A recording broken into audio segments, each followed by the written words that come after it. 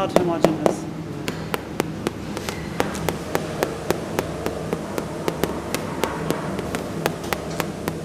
So last week we traveled to Parma, where my mom's from. That is the city of Parmigiano Reggiano, or in English, Parmesan cheese. Now I'm a huge fan of Parmigiano Reggiano, but I've actually never been to a cheese factory, and we got extremely lucky through a friend of my aunt that invited us to go check out the inside of a authentic family-owned Parmigiano Reggiano cheese factory.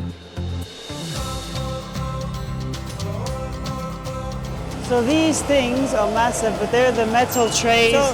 So the milk gets transferred here only once you've taken the fat away. Like the butter goes away, and then it sucks into here. Hot skim milk. Okay, yeah. Then here they add the whole milk arriving early in the morning. Yeah. Then they heat the milk, then they add the rennet, the cheese mixture adds the rennet.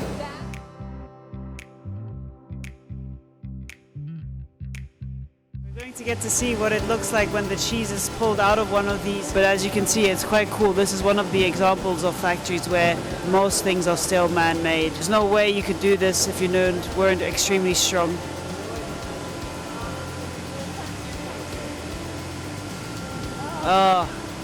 And you can see, so this really shows you with the beginning of Parmigiano, it's basically like a lot of small, it's almost like little shapes of rice corn that are cheese in the making that just naturally stick together. It isn't man-made or man-pressed. It all happens naturally by chemical reaction of skim milk, whole milk, and retinette, which is baby cow's stomach powder that has the enzymes that are needed to break down the milk into the cheese. The cheese makes itself, basically, yeah. Amazing.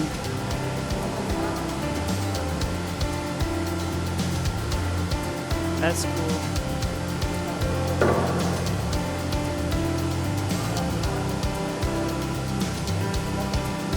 I think that's so cool.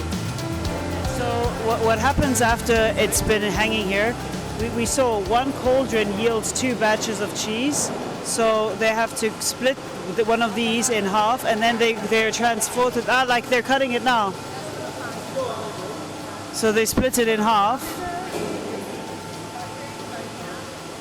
and then it gets put into the 2 plastic rounds at the back there, so 1 in each. And then he is the vice cheese master. Okay. Cheese master and the vice. The vice cheese master.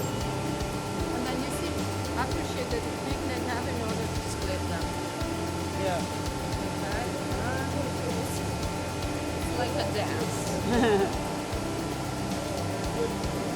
Cloth is always made with natural fiber. Linen. Did you see how they just... Yeah.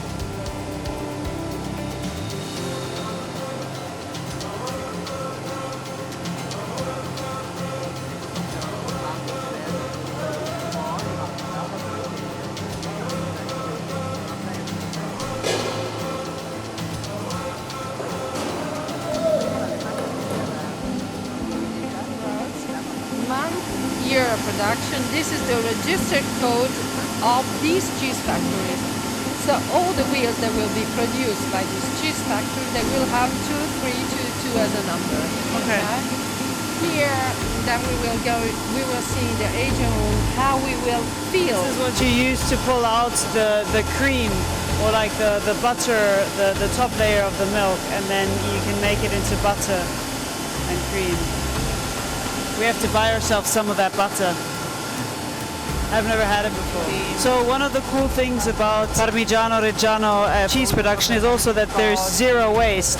So once the cheese has been done, the leftover liquid just gets reused, and it's used to be, like, one of the main uses for factories is actually, this is animal feed for the pigs that produce Parma ham, and this factory particularly, they also have livestock, so this is going to feed their Parma ham pigs, but it's also used to be sold, and you can make foods with it as well. Stick them while the cheese is still smooth and warm, so it melts and it becomes a part of the rind, and we have a complete traceability per each wheel.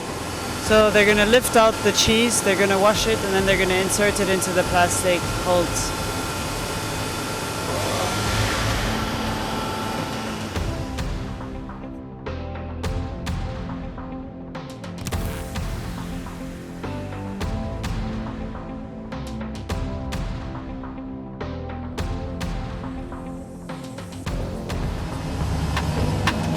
The resting So room. the second room, the room in which the just made wheels will remain for a couple of days.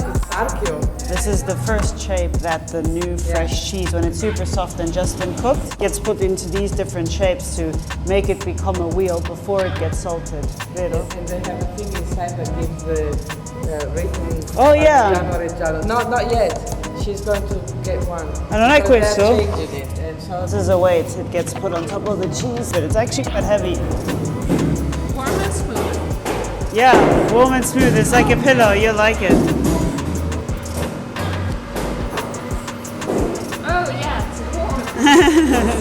This way, so thanks to this compression, the cheese will start the day after. This is the goal. One day after the day of that. Ooh, Moreover, it feels like scamorza. yes, a little bit. Moreover, if you want to put your Touch it, hand touch it. in the middle, keep it. Don't worry, it's warm. Okay? Why Yeah. it's warm? Warm. It's warm. Do you remember the action? So we're feeling the cheese because it's actually warm. That's due to the bacteria metabolizing inside. And the reason there's date stamps on the wheels is because each batch, each cauldron produces 2 wheels, and sometimes something goes wrong in the metabolization process, and if it does, both wheels need to be identified and thrown. So I just found out one of these wheels is 50 kilos, 50. So 600 to 700 liters of liquid to make 50 kilos of cheese. So it means that inside the cauldron you have to double the quantity, okay? Because you have 2 wheels. So it's an incredible quantity. So the cauldron is massive. it's huge. Oh my goodness, all that cheese. You see even more. So this is the stage, the second stage, which is where it gets salted in brine, and it's typically in here from 20 to 24 days. And now, Then we will go back. the cheese is being salted. In order to freeze these olives that they're hot, this will be the sprays against bugs because it's yeah. something chemical. So the only way they have to preserve. Yeah, this is so cool. So you can clearly see this is what the belt has done. As we saw, there's that belt with the stamp and the date. And yeah, these are still soft. Slowly aging.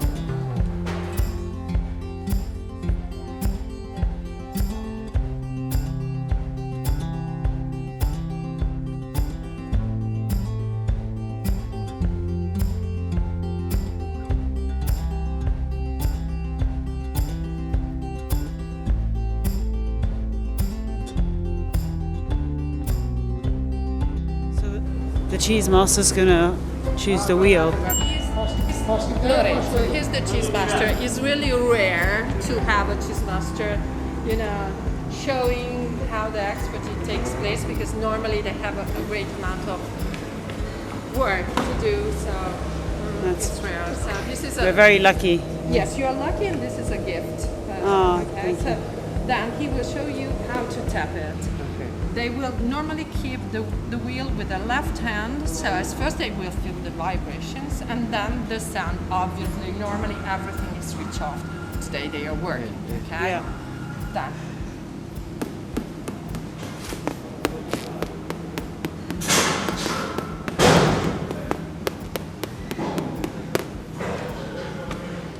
So.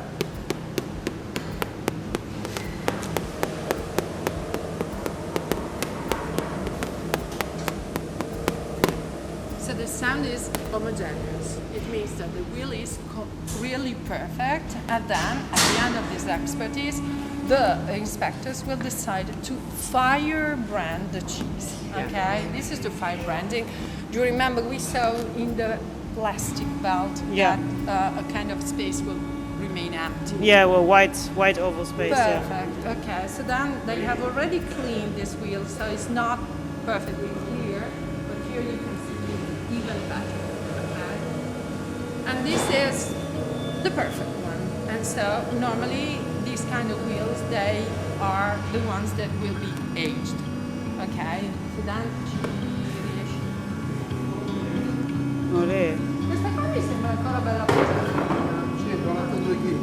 Olè. Here is 42 kilos. So this is a cheese that we call rigato. This is a kind of second choice cheese. Now listen to it and you will realize why.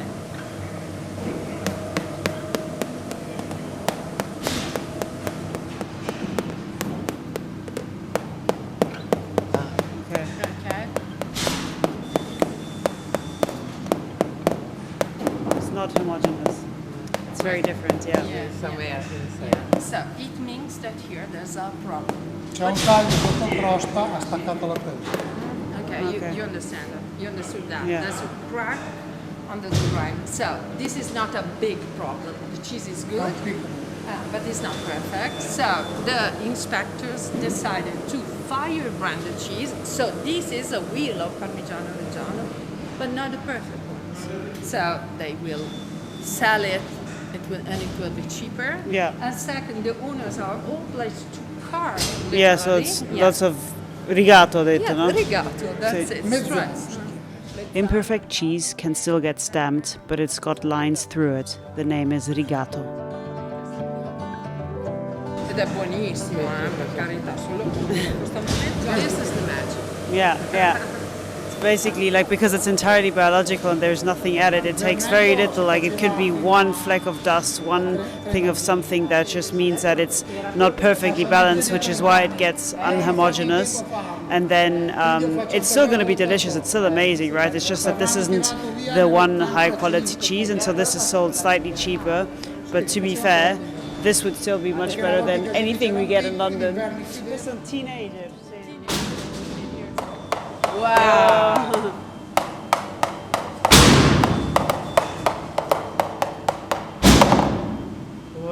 È perfettissimo, sentite? 15 years of perfection. Wow. 15 years. Everyone's saying that they want to be cold when they're going to cut it. When this is ready to be eaten, everyone wants to come along because it's a big, big gift. No, io l'ho mangiato, devo dire, l'unica cosa fino a mangiarlo poi velocemente quando l'ho... Cheesemaster was explaining that when a wheel is not perfect, like that one where they basically, if you can't use it, if it goes sour, which sometimes can happen, what they have to do is they have to cut all the rinds off, because the rinds have the stamps of Parmigiano Reggiano, so it is then called white cheese because you only have the inside, which is white, and then it gets sold off. And a lot of the times, because it loses 80% of its value because it's no longer Parmigiano Reggiano, they can just make it into like those cheese slices, and then you can use that for your burgers and stuff, so it becomes more produced cheese, which is still so much nicer than plastic cheddar. So I really enjoyed this tour, but now probably my favorite part, well, not really, the first part was my favorite part, but we get to do a tasting now. I had so much fun on this morning. It was truly a unique experience. Thank you so much to my aunt Cecilia and her friend Daniela for organizing it. Daniela is a tour guide in and around Parma, Bologna and Modena, and her details will be down below if anyone's interested in either doing Parmigiano Reggiano tour or anything else typical in the region. Thank you again to everyone, and I'm already looking forward to my next Parmigiano Reggiano tasting.